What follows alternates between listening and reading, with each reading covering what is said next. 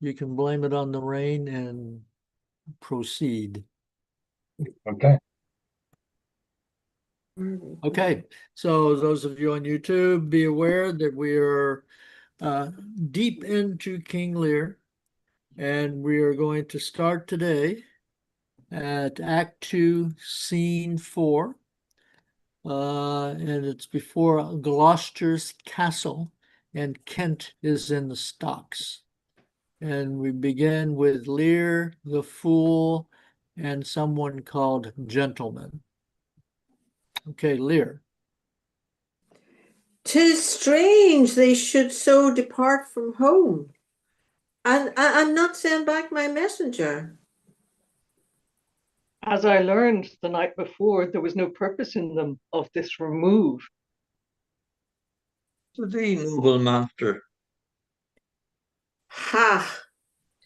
Makest thou the shame thy pastime? My lord. Ha ha. He wears cruel garters. Horses are tied by the heads, dogs and bears by the neck, monkeys by the loins, and men by the legs. When a man's over lusty at legs, then he wears wooden nether stocks. What's he that hath so much thy place mistook to set thee here? Is both he and she, you son and daughter? No, Yes. no, I say. I say yea. No, no, they would not. Yes, yes, they have. By Jupiter, I swear no. By Juno, I swear aye. They durst not do it. They could see, would not do it. 'Tis worse than murder. To do upon respect such violent outrage. Resolve me with all modest haste which way thou mightst deserve, or they impose this usage common from us. My lord, when at their home I did commend your highness letters to them, ere I was risen from the place that showed my duty, kneeling, came there a reeking post, stewed in his haste, half breathless, panting forth from Goneril his mistress's salutations. Delivered letters, spite of intermission, which presently they read, on whose contents they summoned up their miney, straight took horse, commended me to follow, and attend the leisure of their answer, gave me cold looks. And meeting here the other messenger, whose welcome I perceived had poisoned mine, being the very fellow of which of late displayed so saucily against your highness. Having more than wit about me, drew. He raised the house with loud and coward cries. Your son and daughter found this trespass worth the shame which here it suffers. Winter's not gone yet, if the wild geese fly that way. Fathers that wear rags do make their children blind, but fathers that bear bags shall see their children kind. Fortune, that arrant whore, ne'er turns the key to the poor. But for all this, thou shalt have as many dolours for thy daughters as thou canst tell in a year. Oh, how this mother swells up toward my heart. Hysteric, Pasho, down, thou climbing sorrow, thy elements below. Where is this daughter? Sir, here within. Follow me not. Stay here. The next Maybe more offence, that's what you speak of. should we take a break at that exit? That's Okay. that's actually a pretty good chunk that we just Yeah. did. Yeah. It would be probably a good idea.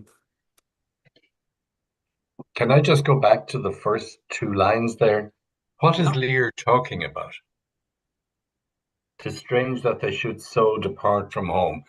Who is he referring to there? Is he referring to his daughter or Yeah, daughters? Goneril and Cornwell. Yes, I would think a daughter and her husband.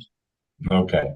Yeah, yeah. Remember that after he left Goneril, he was heading to Reagan's place. And when he Yeah. got to Reagan's place, there was nobody home. And his messenger must have gone with them and didn't return. Was his messenger sent ahead? He Was it a says he letter? Messenger had was to Kent, send back right? my messenger. I believe his Would it be messenger, that- they're referring to Kent. No. Yeah, and Kent met Goneril's messengers there, and that's where the falling out happened. That be right? Yeah, yeah. Somehow they did not describe that part, Mm. but I think we're supposed to assume that Kent went. And when he found out there was nobody home, that someone told him that they had gone to Gloucester's. if it was the case, could Regan have gone to Goneril's? Would that be the two daughters? Yes. I'm sorry, Des, please repeat what you said. Just in the first two lines there, "'tis strange they should so depart from home." Could it be that it's the two daughters that have gone AWOL? No, No, Goneril is No? still back. As far as no. we know, Goneril is still back with Albany in their castle. It's Reagan and Cornwall. Yeah. Yeah, Reagan and Cornwell. So Oswald, who was Reagan's messenger, made it to Reagan's place and told Reagan, showed her the letter. Reagan and Cornwell decided that they should leave. Yeah, because then he couldn't move in if there was nobody home. Yes. Yeah. And so he went to, Gloucester's. yeah, and Mhm. somehow Kent got informed of this. And so he followed and he went to Gloucester's. And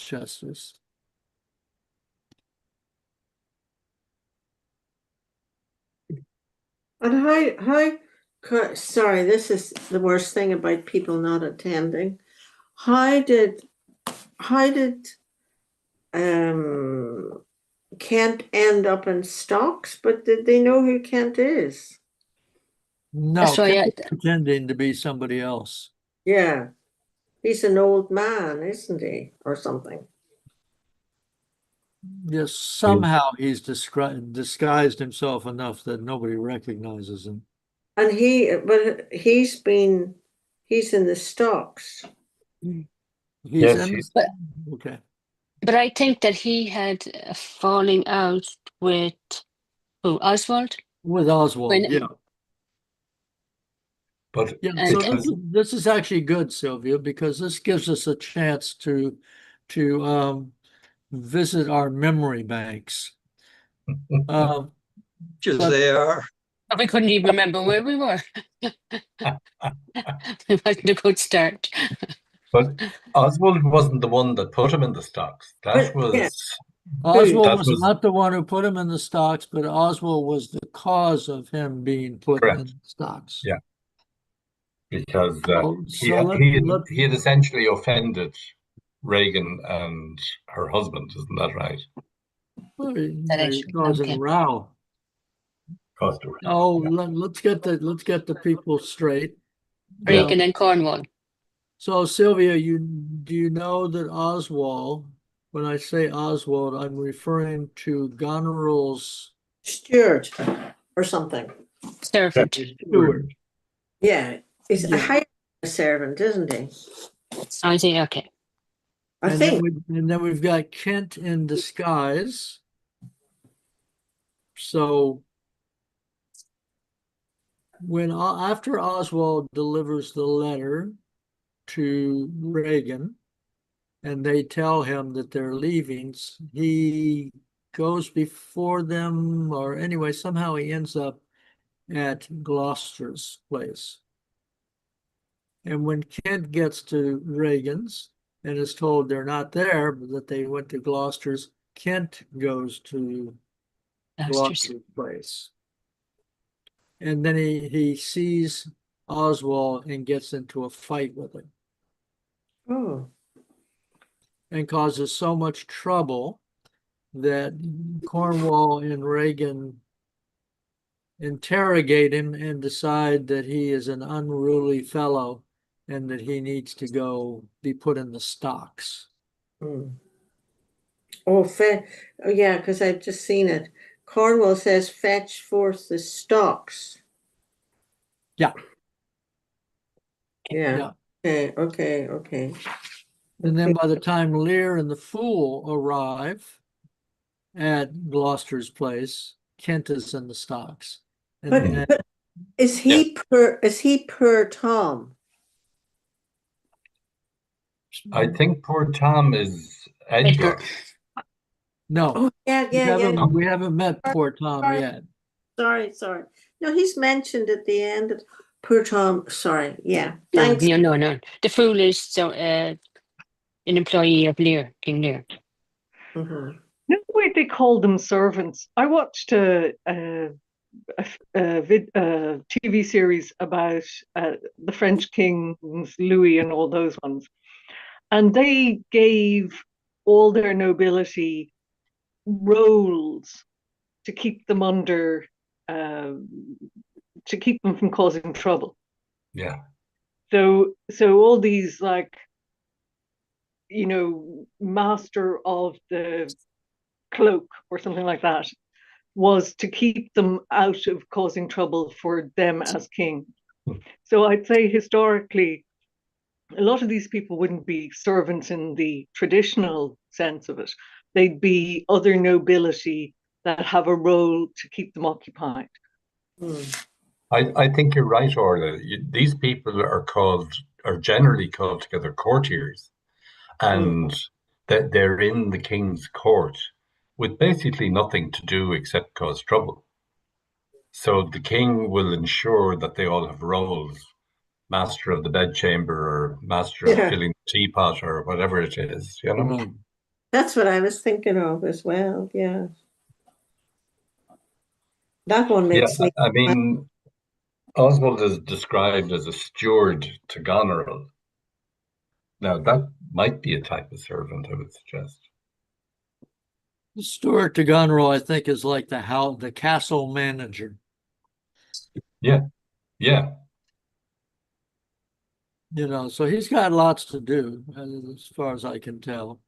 Yeah, steward was a recognized position. He had responsibilities. Mm-hmm. Goneril gave Oswald instructions to more or less obstruct Lear. So yes. he is quite an open book for himself to go do what he wants. Mm. And he certainly takes it out on Kent. Mm-hmm. Well, he insults Kent before Kent even leaves Goneril's place, which is why Kent has his hackles up when he sees Oswald at at Gloucester's place. Yeah. Just to go back a little. Sorry, Duncan. Yeah. Sorry, I interrupted you. No. No, I was just going to go back just a little, maybe a couple of pages. Kent says, to go out of my dialect, which you discommend so much, I know, sir, I am no flatterer.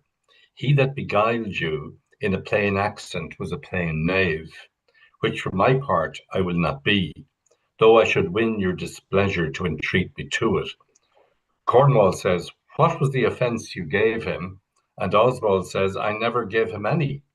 It pleased the king, his master, very late to strike at me upon his misconstruction, when he conjunct and flattering his displeasure, tripped me behind.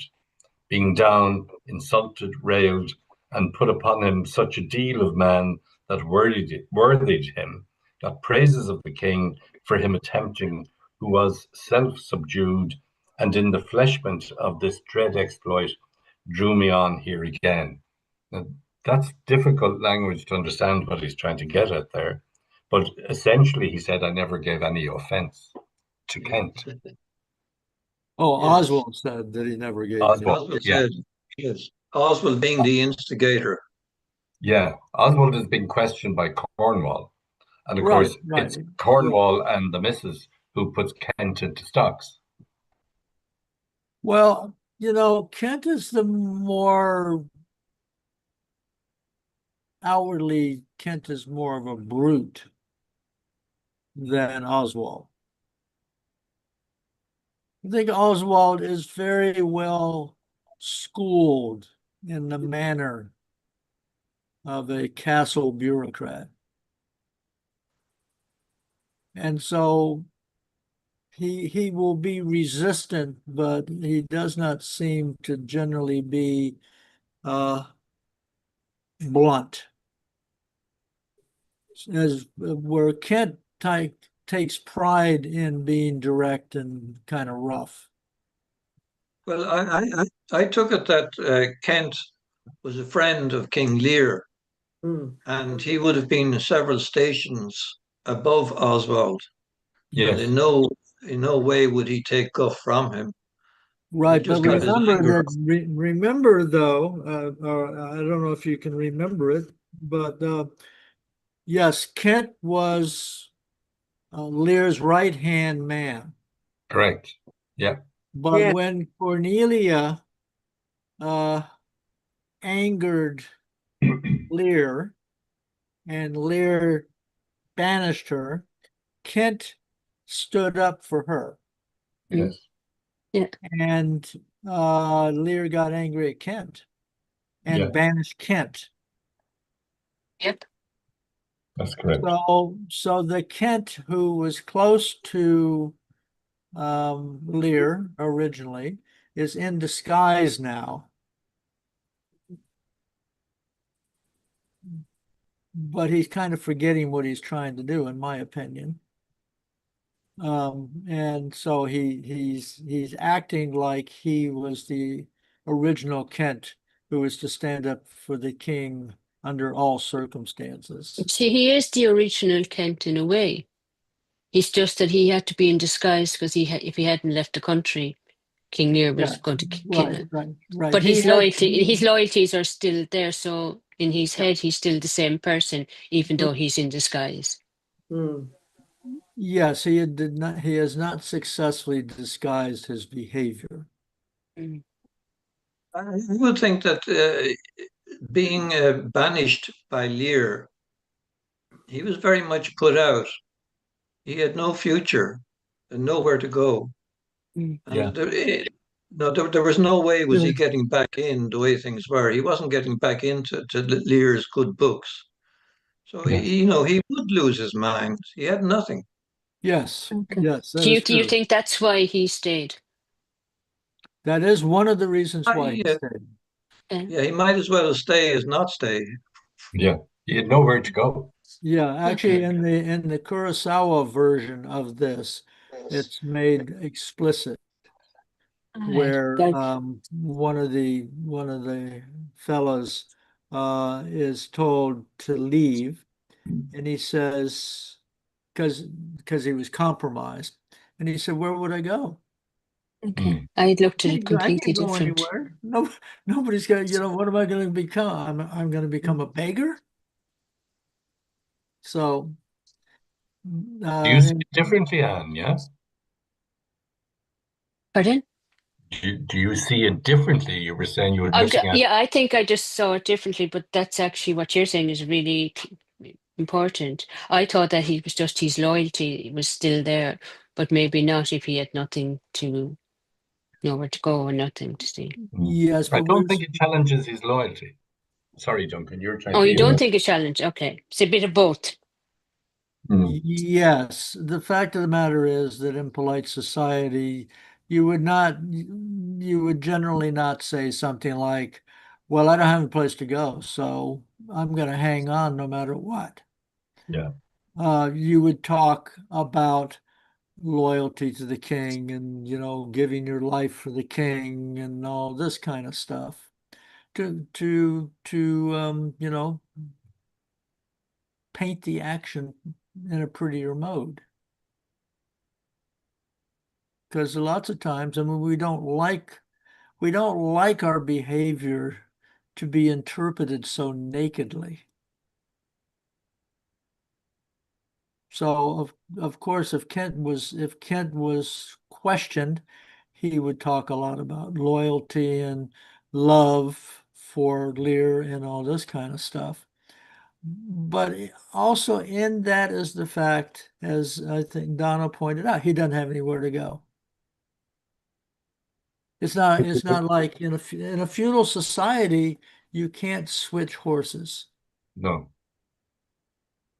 If you go back to Act 1, Scene 5 at the very beginning, Lear says to Kent, "Go you before to Gloucester with these letters. Acquaint my daughter no further with anything you know than comes from her demand out of the letter. If your diligence be not speedy, I shall be there before you." And Kent replies, "I will not sleep, my lord, till I have delivered your letter." So certainly at that stage, he's very much Lear's right-hand man, although what Lear says is a little bit threatening, I think, isn't it? If your diligence be not speedy, I shall be there before you. So you better get on and deliver these letters.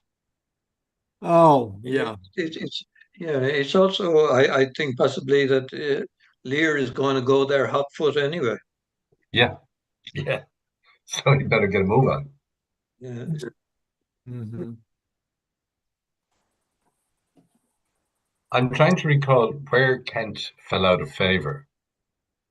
When he It, stood it, up for it, Cordelia, it right? was after he stood up for Cordelia, and she gets banished. But does he not get banished as well? He Yes. does because he Yeah, he does. stands up for Cordelia. Yeah. But the guy that's causing all the trouble here is Edmund. Yeah.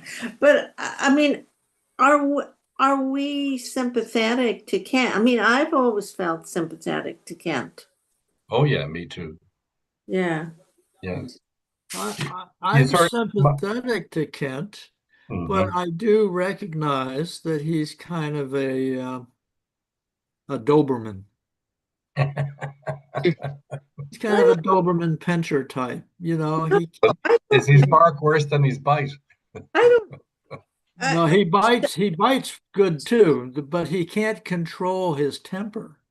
I don't see him like that, but maybe I've missed too much, but No, I don't think so. Well, what you missed is the long, long list of insults that he delivers to Oswald when he sees them at Gloucester's, just outside of Gloucester's That was castle. quite a mouthful, yes. It's a Yeah. huge mouthful, and of course Oswald doesn't recognize Kent, Mm. um, or never really paid any attention to Kent. And so Oswald tries to defend himself, and then Kent delivers another diatribe, and then another diatribe. There are wave after waves of insults coming But from why Kent. is he doing this? That's what I don't get. Why is he attacking Oswald? What's Oswald done to him? Well, Oswald is acting against the interest of Lear. yeah. And he's also on the side of that daughter. So I mean, they know It's what's like, don't shoot the messenger. Yeah, yeah. And he certainly does.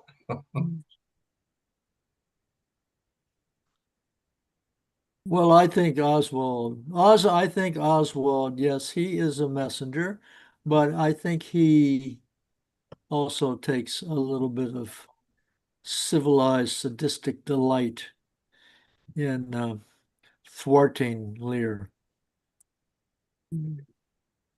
Yeah, he's under acting for instructions his from mistress. Goneril.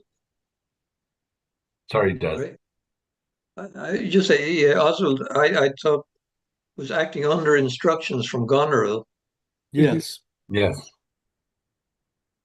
So he has free reign to go out and beard whoever he meets.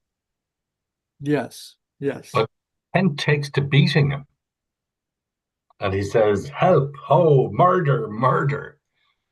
Whereupon Edmund comes in and notices that there are rapiers drawn. Yeah. It's getting fairly heavy. Mm-hmm. Edmund says, "How now? What's the matter?" And he breaks them apart. And Kent says, "With you, good man boy, an you please, come, I'll flesh you. Come on, young master." So he's really lost the plot at this stage. And Gloucester comes in and says, "Weapons, arms, what's the matter here?" He wasn't expecting to see rapiers drawn in his front hall. Yes. Yes. Yes. And Yes. Cornwall says, "Keep peace upon your lives, your lives. He dies that strikes again. What is the matter?" And Regan says, the messengers from our sister and the king. So that's what's caused the problem. Mm-hmm. Cornwall goes on, "What is your difference? Speak." Oswald, "I am scarce in breath, my lord." Kent, "No marvel. You have so bestirred your valour. You cowardly rascal. Nature disclaims in thee. A tailor made thee." So he's still giving it loads. Cormac Yeah. says, "Thou art a strange fellow, a tailor-made man." "Ah, a tailor, sir, a stonecutter or a painter." So the row rolls on. Yes. Yes. See, Kent, that's why I say Kent's an attack dog. Yeah. You know, I mean, he's not satisfied with just insulting the man big time. He's going to Mm, insult him 20 times. that's right. And he's perfectly happy to stab him with his rapier if he gets the opportunity as well. Right. And you know, I believe in this society, when someone of Cornwall's stature comes in, you're s- Hmm. everybody is supposed to stand back. Yes. He's the royalty. He's Nobility. yes, he's Yeah. royalty compared to them. He's a much higher status. But you know, Kent is like Kent in this case, from my point of view, is like the Doberman that his master cannot control. Okay.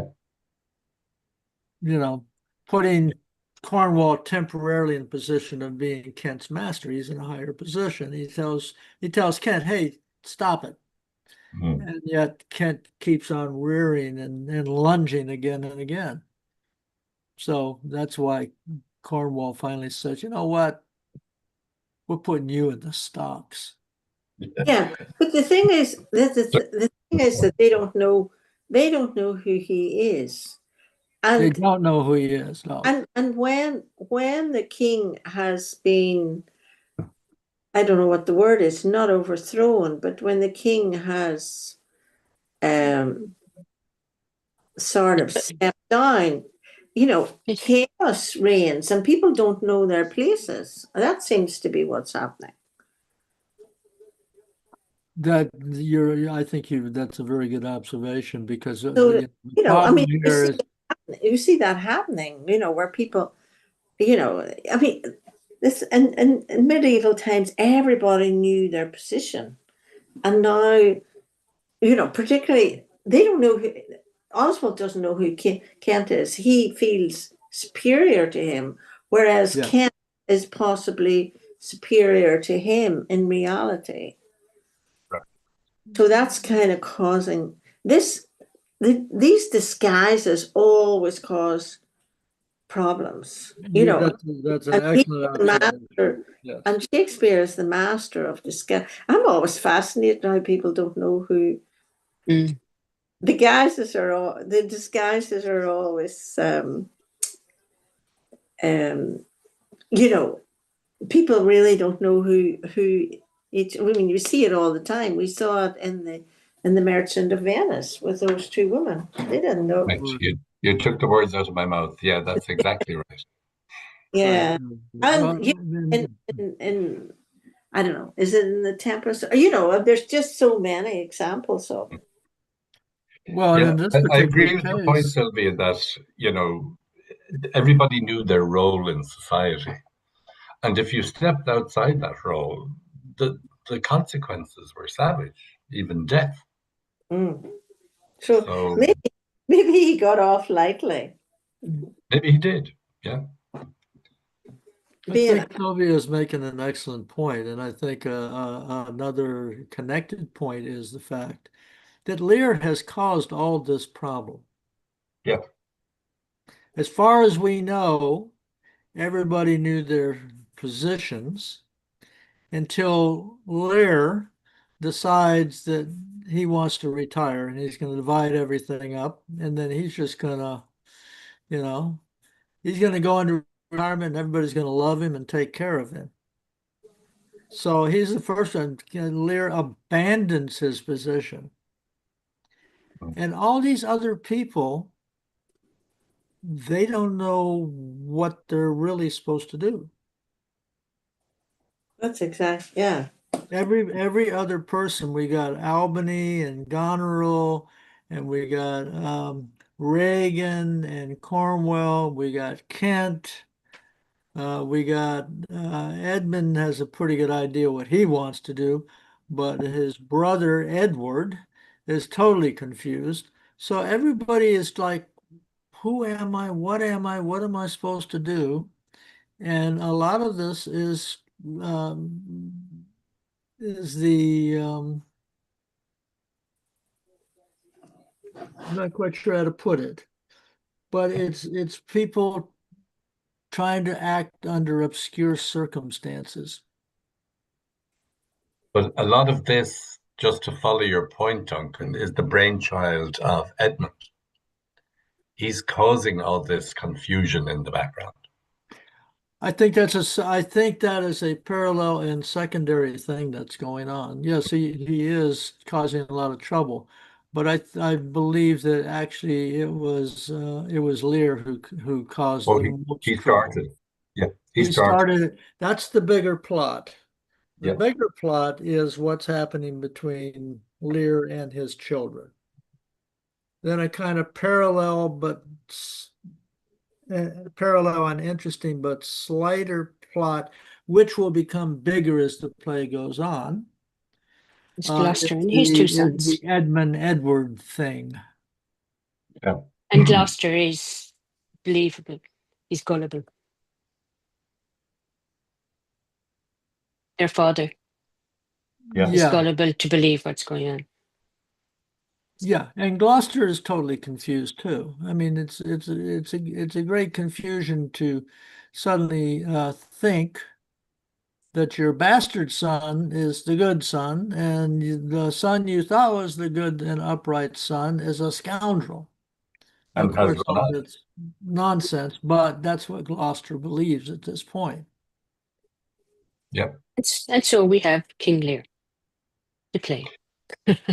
absolutely. Yeah, In a word, Exactly. it's utter confusion. Yeah. Totally. yeah. But And Sylvia it's brought all, up an excellent point. That this is a play about how people act when they don't know who they are. yeah, they don't know what their role is. And that's They don't know certainly what their the case. role is. Yeah, and that's going to be true also between, as we will find, that's going to be true eventually between Reagan and Goneril. Yes. Yeah. And between Cornwall and Albany, because everybody's going to be jockeying for positions. This really reminds me of what happens in a Mexican cartel when the top gangster starts showing weakness Mhm. or dies, and then everything goes to hell for a while. Yeah. And they have, who knows, anywhere from a month to a couple of years of running battles in the streets as they try to find a stable organizational reality. They take to the mattresses. But Say it but again? if our They learned stick to the mattress. if our learned friend Dave Little was here, he'd refer us back to the Godfather. That's what I Probably just so. said. He'd probably find a parallel there. Oh yeah. Yeah, Sylvia, I just said they're taking to the mattresses, which was when they'd settled down to fight and they'd board themselves up in somebody's house and, they're running battles all the time. But Mhm. yeah, Godfather's a classic example of it. Godfather, Wolf Pack, Yeah.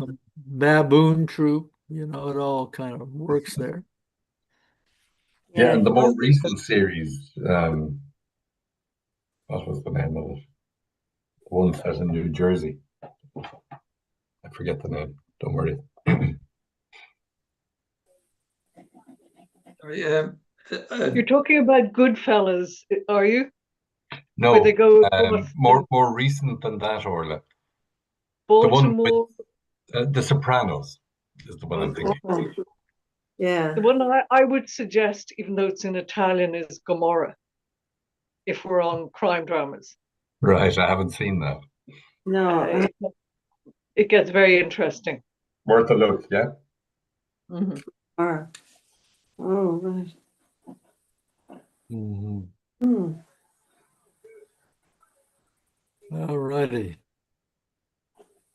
Yeah. You were asking earlier about Kent, and I just towards the end of Act 1, Scene 1, he's having this to and fro with King Lear, Yes. but Lear says, "Out of my sight," and he says, "See better, Lear, let me still remain the true blank of thine eye."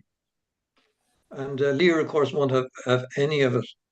Mm. But Kent says, at the end of that, he says, "Fare thee well, King, since or sit thus thou wilt appear. Freedom lives hence, and banishment is here." And he goes, and thus Kent, O princes, bid you all adieu. He'll shape his old course in a new country. Now he is perfectly cogent at this stage, Mhm. but at the start of Act 1, Scene 4, Mhm. it comes in, and if but as well I other accents borrow that can my speech diffuse, my good intent may carry through itself to that full issue for which I raised my likeness. Now, banished Kent, if thou canst serve where thou dost stand condemned, so may it come thy master whom thou lovest shall find thee full of labours. Now, he's still perfectly reasoned here. Yeah. Uh, but the next point that we really fear him, well, he has completely lost us. And that's Let's see. Would you give me an act, a scene, and a line number if you can? of where the next part of it.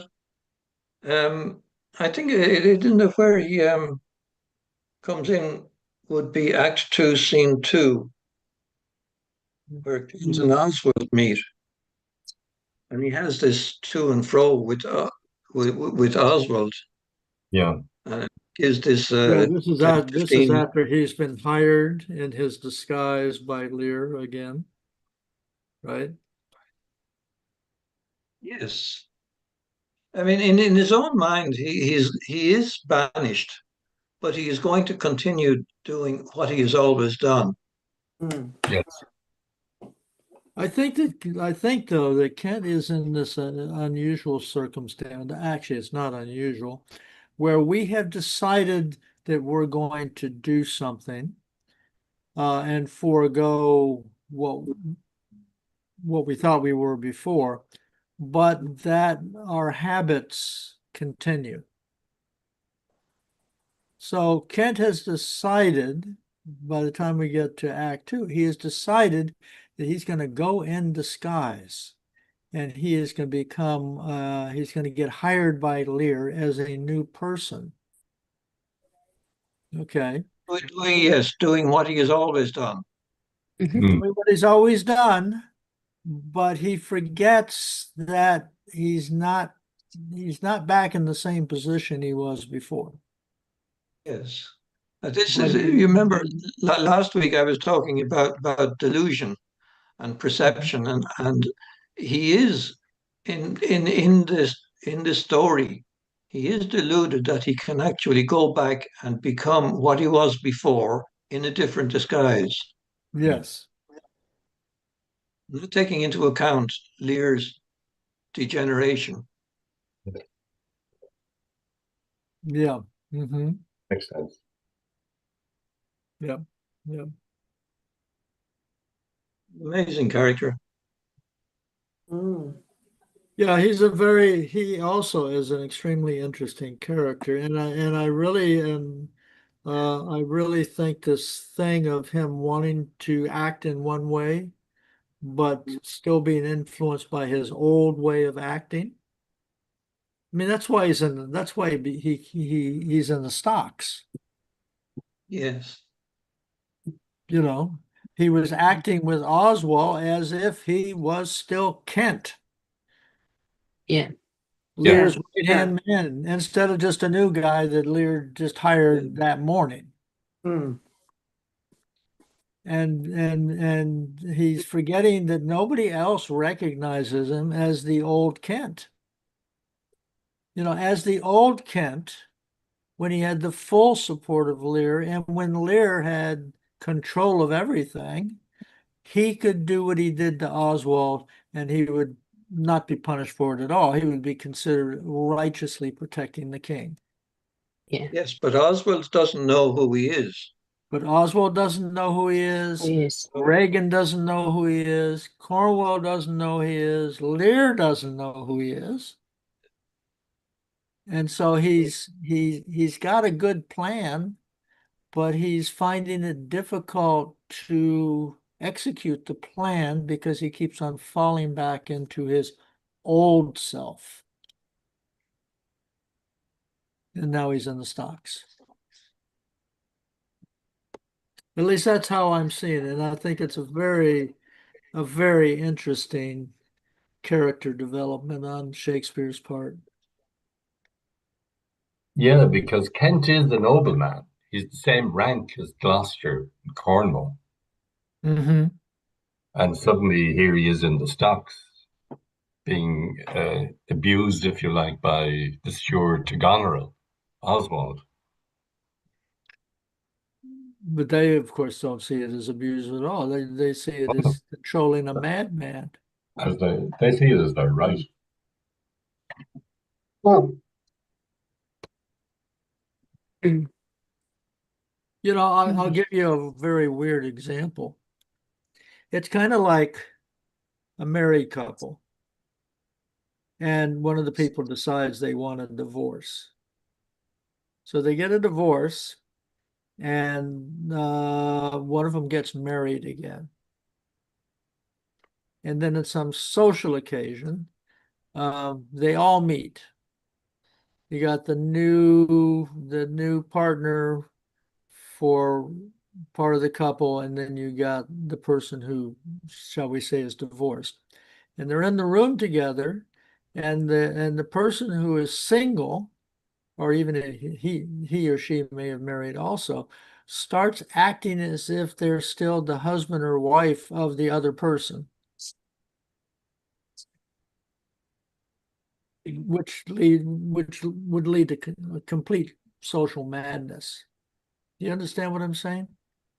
yeah, I found an interesting note here, which says Kent fears for Lear's safety and disguises himself as the peasant Caius. Now, we haven't met him as Caius as yet, but he's done that so that he may stay close to Lear.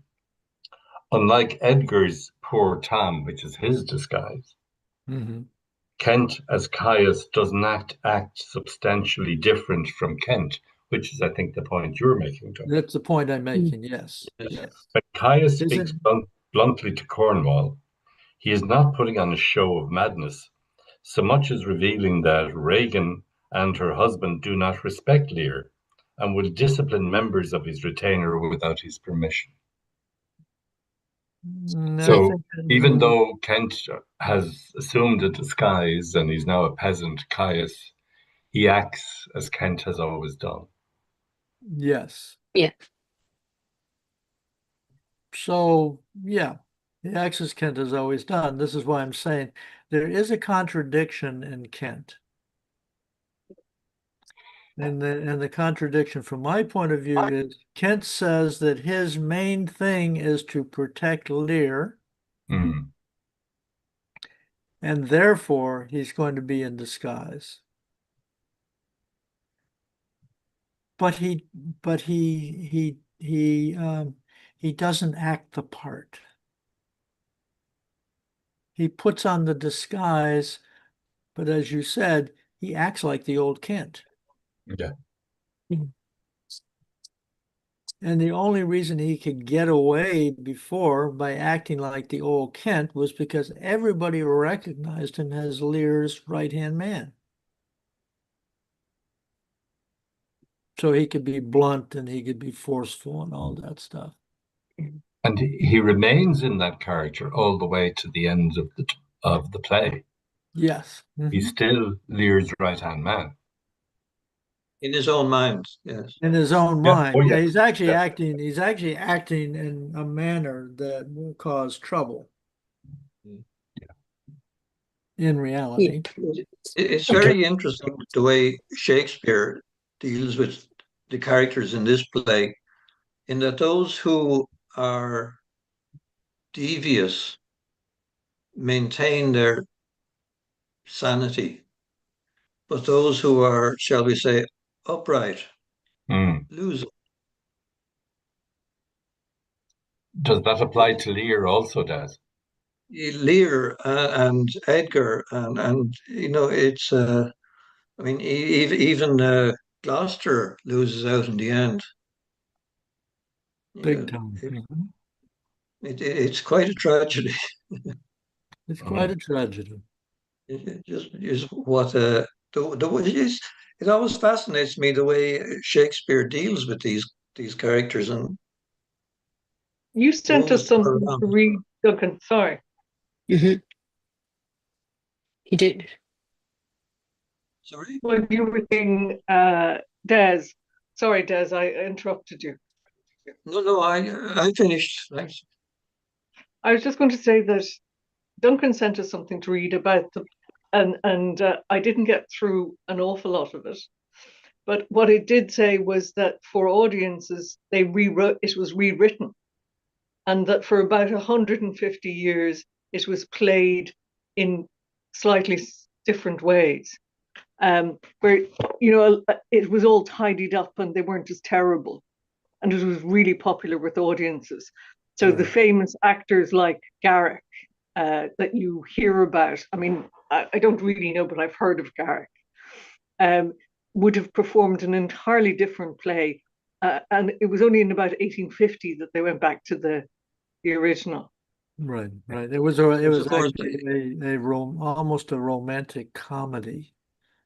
yes, of course. This is the whole the theme behind Shakespeare did not write all of his plays. That others were written, and that he copied some plays. This one in particular is copied from a very old story. He took several old stories as the root, but very much reworked them for his own ends. But Could I, in the could particular I instance, just sorry, could I just put in something here which is not exactly relevant, but it's timely. Where am I? It's about the Globe Theatre in London. Is Mm. that Shakespeare's Globe Theatre down on the 29th of June, 1613. That's the 412th years ago, last Sunday. Yes. It was originally built in 1599 by Lord Chamberlain's men, which was Shakespeare's playing company, and was destroyed by fire on the 29th of June, 1613, which is, what was it? 16 years later, it burned down. And by 12 months later, a second Globe Theatre had been built on the same site, and it opened until 1942 when it was shut down by the Puritan Parliament. So 1642? 1642, yes, it was burnt down. Sorry, it was closed down by all London theatres were closed down by the By first Cromwell, Civil by the War. Cromwell people, right? Yeah, Cromwell's crowd. And the new Globe Theatre was built in 1997, as near to the original specifications as possible. And the only other reference I've come across it was that Shakespeare called it his wooden O. Now, it was a 360-degree theatre with a stage in the center, and the roof was open. And of course, made of wood. But Shakespeare apparently called it his wooden O. Now, I don't know whether that's in letters or plays or poetry or where. I don't know where he got that. But I just thought it was relevant that it was 412 years ago last Sunday it burnt down. It's a sort of a non sequitur, a whole of that, but I thought it might be interesting. Well, it's Clearly very it was burnt interesting. down as an insurance scam. Yeah. What Orla was referring to was that after Shakespeare had written King Lear, and then Cromwell came along and closed all of the theaters and actually put actors and people who tried to continue theater in jail. It was a serious crime. And I forget how long Cromwell was for, what, 15 years or something like that? Yeah. How long did Cromwell last? Anyway, when the theater came back in, that's when somebody took King Lear and prettied it up. And, there's a romance with Cordelia and everybody's reconciled at the end and all this sort of thing. And as Orla pointed out, that went on for 150 plus years. And the original play was kind of totally forgotten or lost and replaced by this prettied up version. Anyway, I think I sent a copy of that. It's almost a book.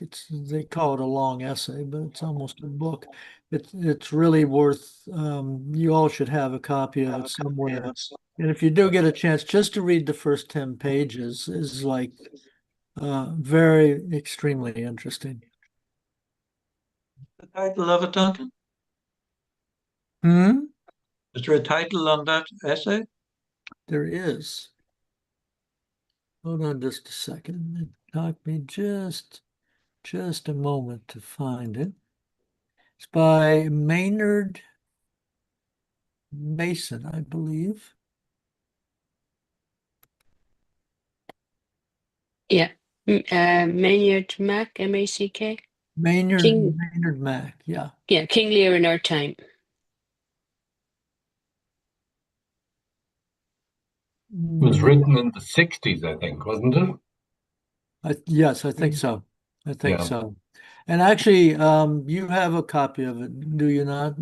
Yeah, Okay. I certainly received it. Could you forward that on to Des if I didn't? Maybe I don't have your email, Des. I'm not sure. I'll send it on to Des. Okay. Yeah, Yeah. thank you, Duncan. Yes, I look forward to that. It's quite good. And it turns out I sent it to a friend of mine who I met through Zoom, who teaches at City College, New York, literature. And he confirmed that I had found a very reputable Shakespearean scholar and critic, that Maynard Mack. So, and I still have a long way to go in reading it, but what I've read so far has been truly fascinating.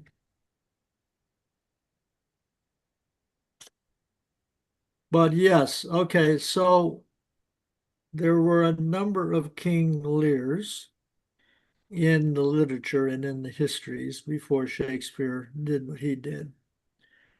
But like many of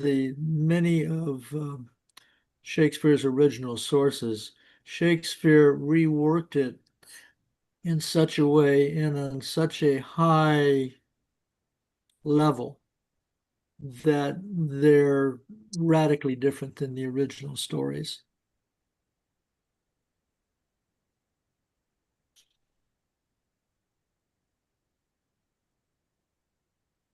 Shall we read just a little bit more before we end today? Because our time is moving on.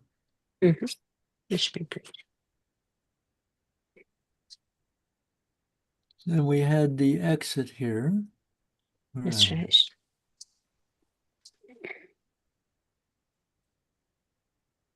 Let me see if I can. Okay, so we're at Act 2.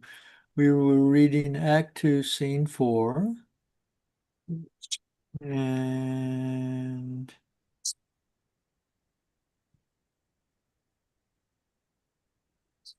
actually, you know what I want to do?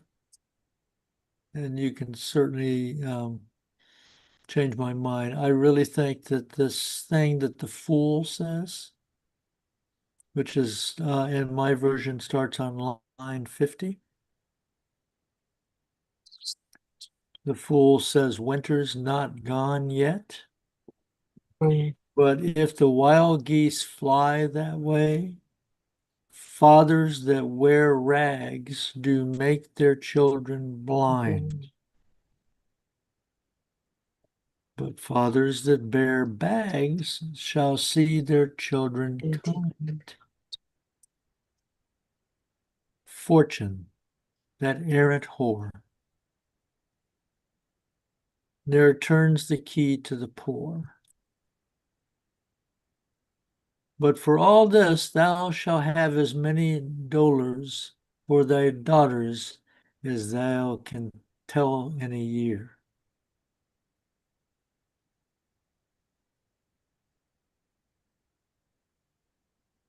Yeah, we went a few lines beyond that, John, as far as Lear saying, "Follow me not, stay here," at which point he exits. Mm-hmm. And the gentleman is next, so it's back to Orla, I think.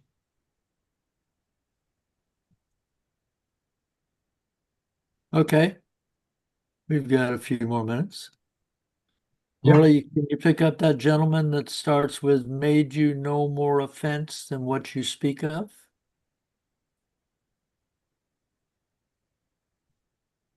I'm trying to find it. It's Just going to after be about exit. line 65 or 64.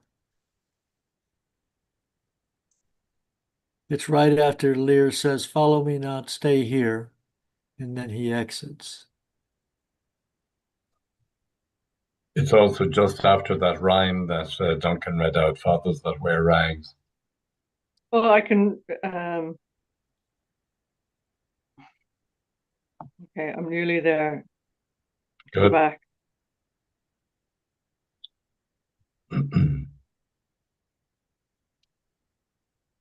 Act 2, Scene 4. 2. Oh, Scene 4. Scene No, 4. we're scene 4. So we're on scene 4. Act 2.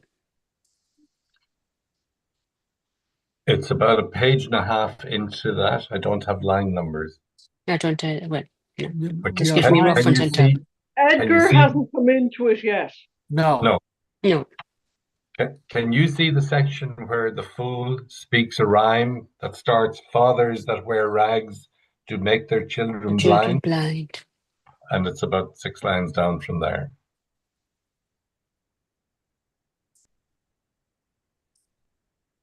I think you're going to have to go ahead without me. Okay. Duncan has read the line anyway. Made you no more. So Lear exits. Yes. The gentleman remains with Kent. The gentleman turns to Kent and he says, "Made you no more offense than what you speak of?" None. How chance the king comes with so small a number? And thou hadst been set in the stocks for that question. Thou hadst well deserved it. Why, fool? We'll set thee to school to an ant, to teach thee there's no labouring in the winter. All that follow their noses are led by their eyes, but blind men. And there's not a nose among 20 but can smell him that's stinking. Let go thy hold when a great wheel runs down a hill, lest it break thy neck with following it. But the great one that goes up the hill, let him draw thee after. When a wise man gives thee better counsel, give me mine again. I would have none but knaves follow it, since a fool gives it. That sir which serves and seeks for gain, and follows but for form, will pack when it begins to rain, and leave thee in the storm. But I will tarry, the fool will stay, and let the wise man fly. The knave turns fool that runs away, the fool no knave, Purdy. Where learned you this, fool? Not in the stocks, fool. Re-enter Lear McCluster. Now, Lear has gone home, so we need somebody to take. Do you want to do Lear, Duncan? Sure. Deny to speak with me? They're sick. They're weary. They've traveled hard tonight, mere fetches, the images of revolt and flying off. Fetch me a better answer. And then Gloucester. Have we a Gloucester? I can be Gloucester. Okay. My dear lord, you know the fiery quality of the Duke, how unremovable and fixed he is in his own course. Vengeance, plague, death, confusion. Fiery, what quality? Why, Gloucester, I'll speak with the Duke of Cornwall and his wife. Well, my good lord, I have informed them so. Inform them. Dost thou understand me, man? Aye, my good lord. The king would speak with Cornwall. The dear father would with his daughter speak. Command her service. Are they informed of this? My breath and blood, the fiery duke, tell the hot duke that no, but not yet. Maybe he is not well. Infirmity does still neglect all office. Whereto our health is bound, we are not ourselves. When nature, being oppressed, commands the mind to suffer with the body, I'll forbear, and am fallen out with my headier will, to take the indisposed and sickly fit for the sound man, death on my state. Looks at Kent. Wherefore should he sit there? This act persuades me that this remotion of the Duke and her is practice only. Give me my servant forth. Go tell the Duke and his wife I'll speak to them, but presently I'll bid them come forth and hear me, or at their chamber door I'll beat the drum till it cry sleep to death. I would have all well betreated you. Okay, so we'll go to the next Oh, panel. exit again, yeah. Okay. Oh me, my heart, my rising heart, but down. I to it, uncle, as the cockney did to the eels when she put 'em in the paste alive. She napped 'em o'er the cockscolds with a stick and cried, "Down, wantons, down." 'Twas her brother that, in pure kindness to his horse, buttered his hay. Okay. Re-enter Gloucester, going make it. So the fool is the only person who's not a fool. Oh, yeah. So it seems. We decided that earlier in the play. Yeah. But then Lear. the fool generally in Shakespeare is a sort of wise man, isn't he? Mm, Even though he acts the fool, he's giving wise advice to his king or to his master. yeah. Mhm. You're up, Lear. I don't know how you'd butter hay. Mm, I'm sure there's some references, some notes somewhere that There's goes. probably a note on a jet. That's where mm. you need Dave. Dave would be on the note straight away. I'll make that my final task for this. Okay. Hay, horses will not eat buttered hay. Let's see. Like that of a sister who wanted to make eel pie without killing the eels.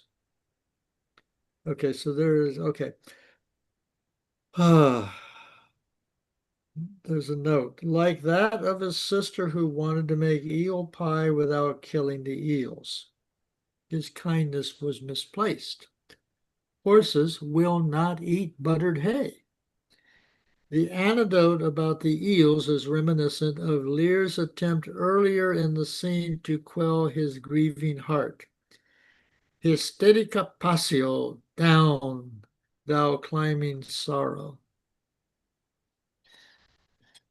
So I noticed that Lear is really struggling against the evidence around him. Mm. When he talks with Gloucester, and he makes the excuse that, well, maybe Cornwell's not feeling well. Maybe that's why he's not paying me the proper respect. Yeah, I think you're right. He says, "Oh me, my heart, my rising heart," and then says, "But down, Mm. I'm not going to change my mind about how I feel." I think he's trying to He calm was his heart. perfectly rational along to there. Yeah. Mm-hmm. And then he goes into this thing where he tells Gloucester, "Well, have you told them that I want them?" And then he gets angry at Gloucester, and then Gloucester says, "Yes, my good lord, I told him." So then Lear says, "The king, meaning himself, would speak with Cornwall. The dear father would with his daughter speak, commands her service. Are they informed of this? My breath and blood. The fiery Duke. Tell me the hot Duke that." And then he pauses. "No, but not yet. Maybe he's not well. Infirmity doth neglect all office." So he's trying to put off the reality that they are deliberately not obeying him. Mm. Mm. He's trying to give them an excuse because he's not ready to face the bald fact that that his second daughter and her husband will not pay him respect either.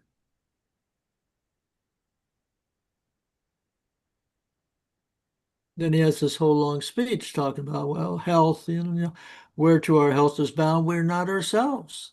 When nature being oppressed commands the mind to suffer the body, I'll forbear, and am followed out with my more headier will. To take the indisposed and sickly fit for the sound man, death to my state. What a fool I am for thinking that a sick man would pay me the proper respect. So he's so desperate to avoid this reality that he's more than willing to think of Cornwell as being very sick, and that's why he's not coming. That's how I see it anyway, at this point.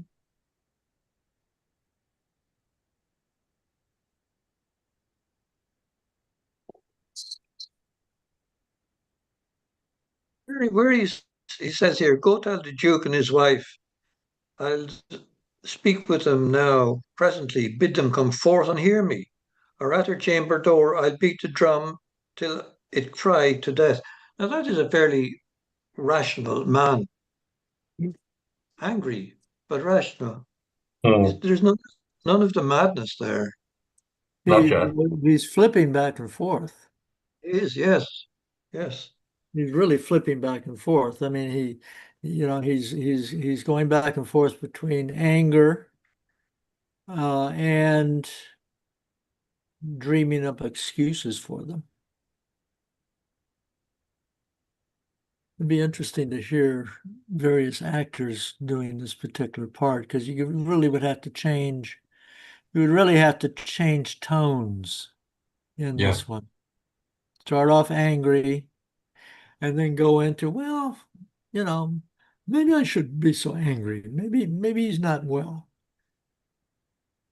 And then he says, but down. He doesn't want these feelings to creep in. Mm. He says, oh, me, my heart, my rising heart. Yeah. So he's feeling empathy.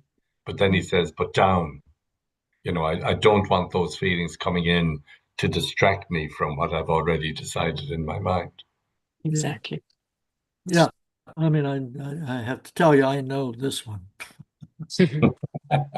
from the inside. It's very unpleasant. Right. Yeah. Yeah. So it's almost like schizophrenia at times. Yes, it is. Mm-hmm. Well, yeah, but it's a schizophrenia caused by not really understanding what's going on, and so coming up with contradictory explanations.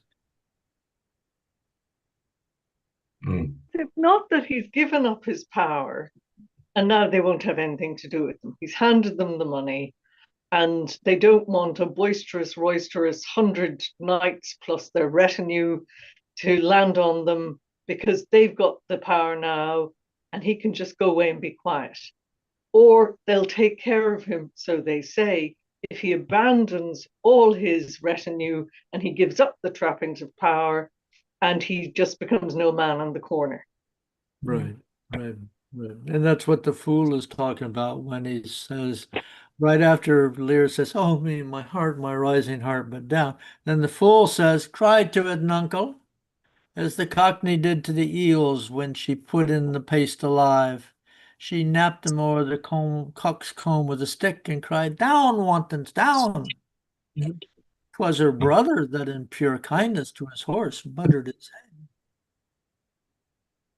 Which is the fool's way of saying, well, you old fool. Come on, man. He gave away everything. Yes. This thing about the eels, is this preserving them? Is that what she's doing? Preserving No, them? no. The note that I have that makes sense. It says it's like that of his sister who wanted to make eel pie without killing the eels. Right. Yes, like lobsters to be put in alive. Yes. Well, but in this case, it's like boiling lobster, but not wanting them to suffer or die. Yes. Can't happen. So the fool is the practical guy. The fool is the one who's saying, look, you may not like it, but they loved you because you had the power and the resources. Now you've given the power and resources away, and they won't put up with your foolishness Would it because be they something never. here in the idea of a kettle of eels that are squirming and twisting and turning and will not be still? Is this what's going on in his mind?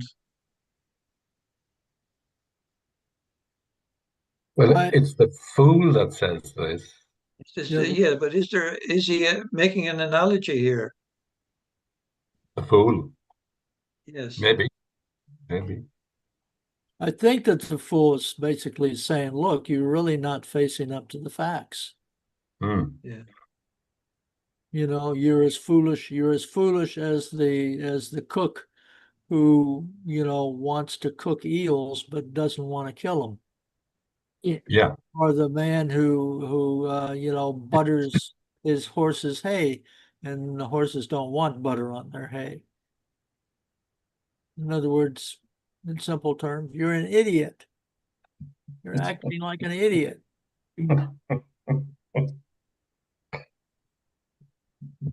And he's right. And he's right. He's right. So we should make The a fool note. is right in so many of his plays. He is the commentator, if you like, on the play. Yeah, the old Greek chorus. Yes. Yes. Only with a comical bent. Yeah. He's anticipating Oscar Wilde. You can tell people the truth, but you better make them laugh. Yes. And you know, the fool is showing the old thing that if you really want to tell people the truth, you have to kind of hide it. You have to let them Become aware. Yeah. become aware of it on their own sweet time. Otherwise, they're going to get very upset with you, and they're going to probably hurt you. Yeah. Put you in the stocks. Yes, for example. Yeah. Okay, so Okay. so the next time, let's see if I can do this. Okay, and then I'm going to do that.